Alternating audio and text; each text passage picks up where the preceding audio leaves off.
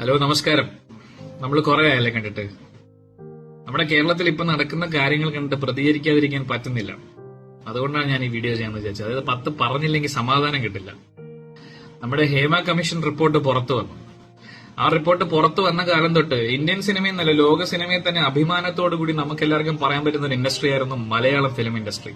ആ ഇൻഡസ്ട്രിയെ കുറിച്ച് എന്ത് മോശമായ രീതിയിലാണ്, എന്ത് വൃത്തികെട്ട രീതിയിലാണ് ഇപ്പൊ നമ്മുടെ ചാനലുകൾ റിപ്പോർട്ട് ചെയ്തുകൊണ്ടിരിക്കുന്നത്. എന്ത് മോശമാണ്. നല്ല ഡയറക്ടേഴ്സ് ആയിട്ട്, നല്ല സ്ക്രിപ്റ്റ് റൈറ്റേഴ്സ് കൊണ്ടും ടെക്നീഷ്യൻസ് കൊണ്ടും സിനിമകൾ കൊണ്ട് സമ്പന്നമായിട്ടുള്ള ഒരു ഇൻഡസ്ട്രിയെ നശിപ്പിക്കുകയാണ്, അടപടലം നശിപ്പിക്കുകയാണ്. ഞാൻ മനസ്സിലാക്കുന്നത് 200 പേജുകളിൽ കൂടുതലുള്ള ഒരു റിപ്പോർട്ടാണ് ഹേമ കമ്മീഷൻ റിപ്പോർട്ട്. ഈ റിപ്പോർട്ടിൽ എന്താണ് പറഞ്ഞിരിക്കുന്നതെന്നോ, എന്താണ് പരാമർശിക്കുന്നതെന്നോ ഏതെങ്കിലും ഒരു ചാനൽ, ഏതെങ്കിലും ഒരു മീഡിയ ഇതുവരെയും ചർച്ച ചെയ്യാൻ തയ്യാറായിട്ടുണ്ടോ? ഇല്ല.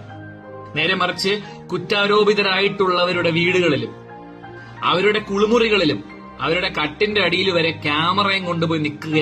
അതാണ് ഇപ്പോൾ നിങ്ങൾ ചെയ്യുന്ന വൃത്തികെട്ട മാധ്യമ പ്രവർത്തനം. ഇതുമായി യാതൊരു ബന്ധവുമില്ലാത്ത ഒരു സംഘടന, ആ സംഘടന എന്തുകൊണ്ട് പ്രതികരിക്കുന്നില്ല? അവരാണോ നിയമം? അല്ലല്ലോ. പ്രതികരിക്കേണ്ടത് സർക്കാരും നിയമ സംവിധാനങ്ങളുമാണ്. അവരുടെ പുറകെ നിങ്ങൾ പോകില്ല. കാര്യം എന്നറിയോ? ഫേസ് വാല്യൂ ഇല്ല. സെലിബ്രിറ്റികളുടെ പുറകെ പോയി അവരുടെ ഫേസ് വാല്യൂ വിറ്റ് കാശാക്കി TRP ഉണ്ടാക്കുക മാത്രമാണ് നിങ്ങളുടെയൊക്കെ ഉദ്ദേശം.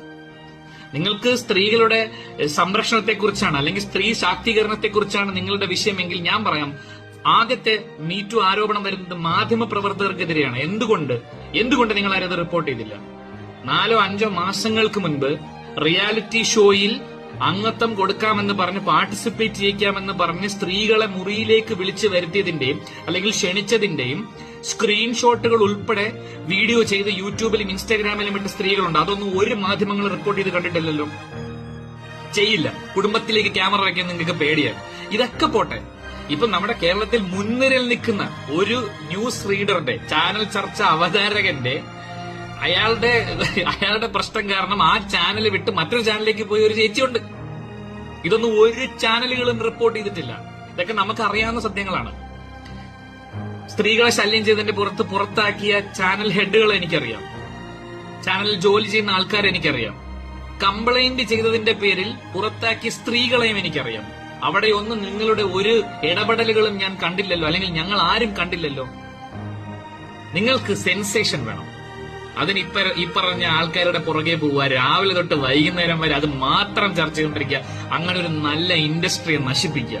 ഇന്ന് നിങ്ങൾ ഈ ആരോപിതരായിട്ടുള്ള പേരുള്ള പല സിനിമകളും മുടങ്ങിപ്പോയിരിക്കുകയാണ്. ആ മുടങ്ങിപ്പോയതുകൊണ്ട് ആർക്കാണ് നഷ്ടം എന്നറിയാവോ? ഇതിൽ വർക്ക് ചെയ്യുന്ന പാവപ്പെട്ട ടെക്നീഷ്യൻസിനാണ്.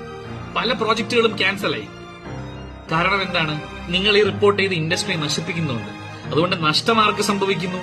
ഈ പറയുന്ന ടെക്നീഷ്യൻസിന്, അവിടെ മെസ്സിൽ ജോലി ചെയ്യുന്ന ചേട്ടന്മാർക്ക്, ചേച്ചിമാർക്ക്, ക്ലീനിങ് സ്റ്റാഫുകൾക്ക്, അന്നുള്ള ഡെയിലി വേജസ് ജീവിക്കുന്നവരുടെ ഒരു ജീവിത മാർഗമാണ് നിങ്ങൾ നശിപ്പിച്ചുകൊണ്ടിരിക്കുന്നത്. കുറ്റം ചെയ്തവർ ശിക്ഷിക്കപ്പെടണം എന്ന് തന്നെയാണ് എനിക്കും അഭിപ്രായം. പക്ഷെ നേരം വെളുത്ത് 7 മണി തൊട്ട് രാത്രി 12-1 മണി വരെ നിങ്ങൾ ചർച്ച ചെയ്തുകൊണ്ടിരിക്കുന്നത് ഇത് മാത്രമാണ്.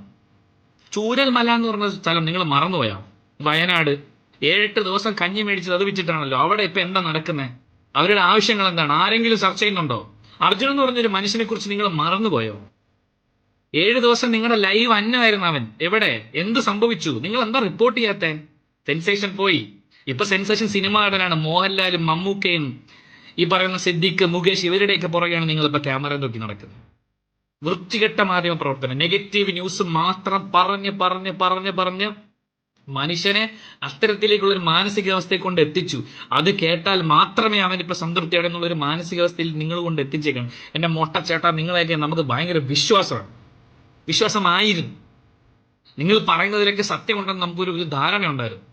മൊട്ടച്ചേട്ടനാണെങ്കിലും ഈ ഹാഷ്മി എന്ന് പറയുന്ന ആളാണെങ്കിലും നിങ്ങൾക്കൊക്കെ കുറച്ചൊക്കെ മാധ്യമ ധർമ്മം ഫോളോ ചെയ്യുന്ന ആൾക്കാരാണെന്ന് ഒരുപാട് വിശ്വസിച്ച ആൾക്കാരാണ് ഞങ്ങൾ. നിങ്ങൾ എന്താ ചെയ്യുന്നത്? ഇപ്പൊ ഞാൻ കുറച്ച് നാളത്തെ മുന്നത്തെ കാര്യം പറയാം. നമ്മുടെ മുൻ മുഖ്യമന്ത്രി, അദ്ദേഹത്തിനെതിരെ ഒരു CD അന്വേഷിച്ച് നിങ്ങളൊക്കെ തെക്ക് വടക്ക് കിടന്നിട്ട് CD തേങ്ങക്കൊല്ലം വല്ലതും കിട്ടിയാ? ഒന്നും കിട്ടില്ല. നേരെ മറിച്ച് അതിനെ ജസ്റ്റിഫൈ ചെയ്തുകൊണ്ട് നിങ്ങൾ ആരെങ്കിലും ഒരു ന്യൂസ് ചെയ്യില്ല. തെറ്റ് മാത്രം, നെഗറ്റിവിറ്റി മാത്രം സ്പ്രെഡ് ചെയ്യുക. TRPക്ക് വേണ്ടിയിട്ട് നെഗറ്റിവിറ്റി മാത്രം സ്പ്രെഡ് ചെയ്യുന്ന ഒരു വൃത്തികെട്ട ഒരു മാധ്യമ പ്രവർത്തനമാണ് നിങ്ങൾ നടത്തിക്കൊണ്ടിരിക്കുന്നത്. എന്താണ് മാധ്യമധർമ്മം എന്താണെന്നൊന്നും എനിക്കറിയില്ല. പക്ഷെ നിങ്ങൾ ഈ ചെയ്യുന്നതല്ല മാധ്യമധർമ്മം എന്നുള്ളത് എനിക്ക് കൃത്യമായ ബോധ്യമുണ്ട്. നേരോടെ നിരന്തരം തേങ്ങയുടെ അരി ഇതൊന്നും പറഞ്ഞുകൊണ്ട് ഇനി വരരുത്. പിന്നെ നിങ്ങളുടെയൊക്കെ കുന്തളിപ്പ് തീരെ ഒരു പരിപാടിയുണ്ട്. അത് കേരള സർക്കാരിനോട് എൻ്റെ ഒരു അപേക്ഷയാണ്. ഒരു ഹേമ കമ്മിറ്റി പോലെ ഒരു കമ്മിറ്റി എടുത്ത് വെച്ചു കൊടുക്കുക. മീഡിയയിൽ ചാനലുകളിൽ നടക്കുന്ന വിമൻ എക്സ്പ്ലോയിറ്റേഷനെ കുറിച്ച്, സ്ത്രീകൾ ഫേസ് ചെയ്യുന്ന പ്രശ്നങ്ങളെ കുറിച്ച് പഠിക്കുന്ന ഒരു കമ്മിറ്റിയെ വെക്ക്. ധൈര്യമുണ്ടോ മാധ്യമ സുഹൃത്തുക്കൾക്ക് നിങ്ങൾക്കത് നേരിടാൻ? ധൈര്യമുണ്ടെങ്കിൽ അത്തരത്തിൽ ഒരു കമ്മിറ്റിയെ ഫേസ് ചെയ്യാൻ നിങ്ങൾ തയ്യാറാവൂ. ആദ്യം നിങ്ങൾ സ്വയം നന്നാവൂ, എന്നിട്ട് ബാക്കിയുള്ളവരെ നന്നാക്കാൻ നടക്കുക. കേട്ടോ? മാധ്യമ ധർമ്മം.